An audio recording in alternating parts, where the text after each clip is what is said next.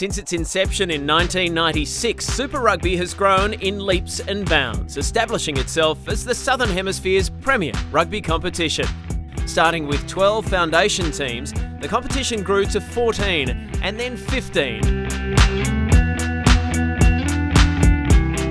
And in 2016, Super Rugby will reach new fans, new markets and new heights with the introduction of 3 new teams. The Jaguars from Argentina, the Sunwolves from Japan and the Kings from South Africa. The new competition will consist of 4 conferences arranged into 2 groups, one from Australasia and one from South Africa.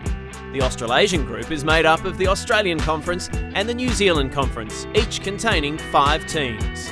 The South African group contains 2 conferences with 4 sides in each. These will include all South African-based teams and the teams from Argentina and Japan. It's exciting, but it does mean a few changes to what you might previously have been used to. So here's what it means for Force fans. For the regular season, all you need to remember is the 6-5-4 rule. Your men will play 6 games against teams in our own conference, which includes home and away clashes against the Brumbies and Rebels, plus single matches against the Reds and Waratahs. There'll be 5 games against the New Zealand Conference, 1 against each Kiwi team, including hosting the Crusaders and Blues at the Force Field. And the Force will play 4 games against one of the South African conferences, including visits to Bloemfontein to take on the Cheetahs and Tokyo for a historic clash against the Sunwolves.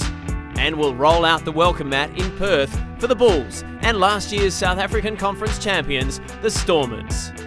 So the Force take on more Kiwi teams, get their first taste of Japanese Super Rugby and can look forward to meeting the new Argentina franchise in 2017. As Super Rugby goes out to more fans and markets than ever before.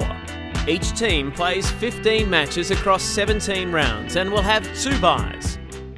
Conference standings and competition points at the end of the regular season will be used to determine seedings, with 8 teams to play off in the Super Rugby Final Series. Seeds 1 to 4 are the conference winners, ranked in the order of competition points, and will host in Week 1. Seeds 5 to 8 are the wild cards, consisting of the next best team from the South African group and the next 3 best teams from the Australasian group.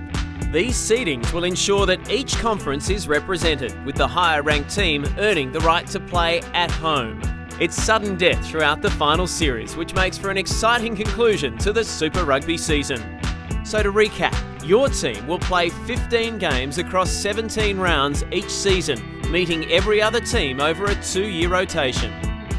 With a broader pool of playing talent, bigger thrills and new rivalries throughout new countries, this is the next bold step in the ongoing evolution of the best provincial rugby competition in the world, driving Super Rugby into a rousing new era.